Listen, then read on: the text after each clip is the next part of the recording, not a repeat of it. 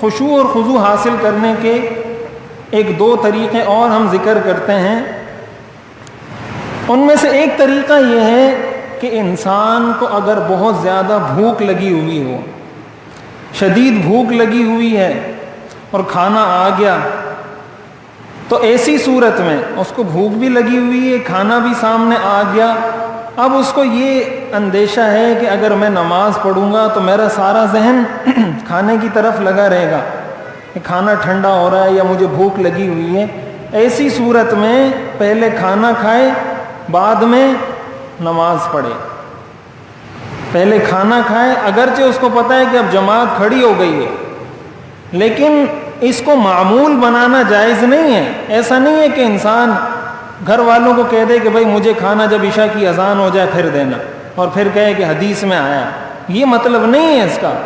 مطلب یہ ہے کہ ایسا ہو گیا، اتفاقاً ہو گیا، آپ کھانے کے لیے بیٹھے، آپ کو بھوک بھی لگی ہوئی تھی، کہیں سے آئے، اور اب آپ کو یہ ہے کہ میں نماز توجہ سے نہیں پڑھ سکوں گا.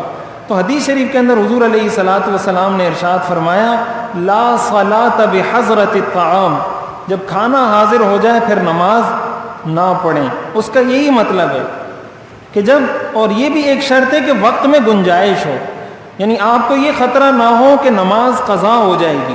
اگر نماز کے قضا ہونے کا اندیشہ ہے، اس صورت میں کھانے کو چھوڑ کر پہلے نماز پڑھیں تاکہ وہ قضا نہ ہو. البتہ اگر وقت میں وسعت ہے، آپ کو یہ پتہ ہے کہ میرے کو وقت مل جائے گا اور نماز قضا نہیں ہوگی، تو ایسی صورت میں پہلے کھانا کھا لے اور اس کے بعد نماز پڑھے. اسی طرح دوسری صورت، اس کی وجہ کیا ہے کہ اس سے بھی خشوع اور خضوع میں اثر پڑتا ہے. جب انسان کو بھوک لگی ہوگی، اس کی ساری توجہ کھانے کی طرف ہوگی، وہ نماز کیا پڑھے گا؟ خشوع خضوع اس کو کہاں سے نصیب ہوگا؟ اور دوسری چیز آپ نے فرمایا ولا یدافعہ الاخبثان، کہ اس صورت میں بھی نماز نہ پڑھیں جب انسان کو قضائے حاجت کا شدید تقاضا ہو. اب کسی کو پیشاب آ رہا ہے، پیشاب روک کے رکھا ہوا ہے اور نماز پڑھ رہا ہے، تو ایسی صورت میں بھی نماز پڑھنے سے آپ نے منع فرمایا. اس کا طریقہ یہ کہ پہلے انسان جائے، اپنے آپ کو فارغ کرے، بالکل جب اپنی اعتدال کی حالت میں آ جائے کہ نماز میں اس کا سارا ذہن اس طرف نہ ہو کہ کب امام سلام پھیرے گا اور میں جا کے پیشاب کروں. تو جب نماز میں سارا تصور ہی پیشاب اور اسی چکر میں گھومتا رہے گا تو خشوع خضوع کہاں سے نصیب ہوگی؟ اسی لیے یہ صحیح مسلم کی روایت ہے، آپ نے فرمایا جب ایسی کوئی صورت ہو، اب کسی کے پیٹ میں مروڑ ہے، وہ تکلیف ہے، کھڑا ہوا ہے وہاں پر، تو نماز میں کہاں سے توجہ نصیب ہوگی؟ تو ایسی صورت میں بھی وہ نماز نہ پڑھے، پہلے جا کے فارغ ہو، بالکل تسلی سے وضو کرے، جب بالکل صحیح اپنی نارمل اس میں آ جائے حالت میں، اس کے بعد نماز پڑھے. اسی طرح ایک چیز یہ ہے کہ جمائی لینے سے ویسے بھی منع کیا گیا ہے، اور نماز میں تو اور زیادہ اس سے بچنا چاہیے.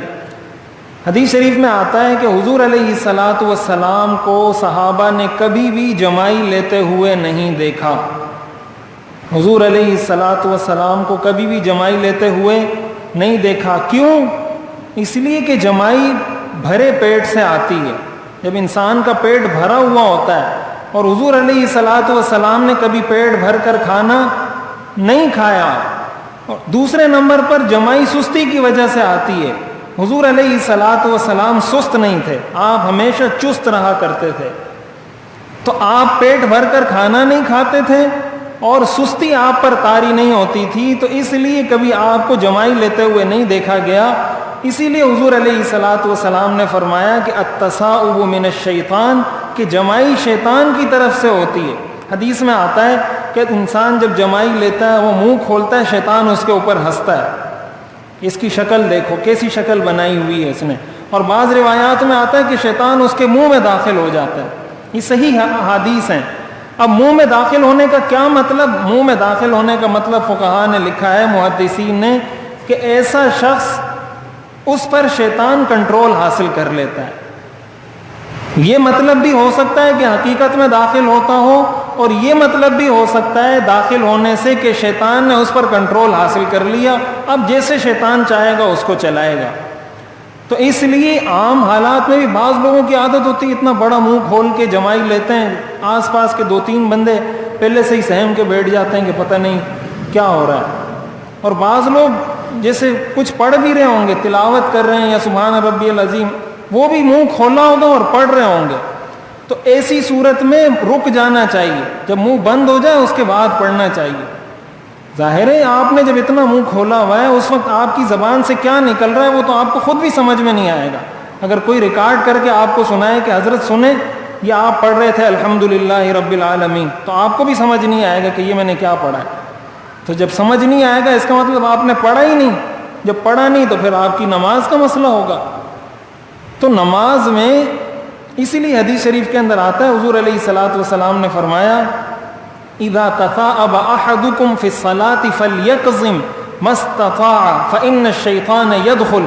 یہ صحیح مسلم کی روایت ہے کہ جب کسی کو جمائی آئے تو جتنا دبا سکتا ہے اس کو دبائے۔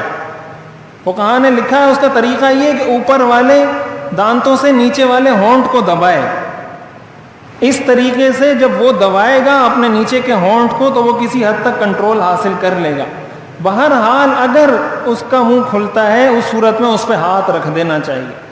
اگر کھڑا ہوا ہے قیام کی حالت میں تو سیدھا ہاتھ رکھے، اور اس کے علاوہ اگر کسی اور پوزیشن میں ہے تو اس صورت میں الٹا ہاتھ رکھے تاکہ اس کو اپنے منہ کو بند کر سکے اور اس سے کوئی ایسی آواز نہ نکلے۔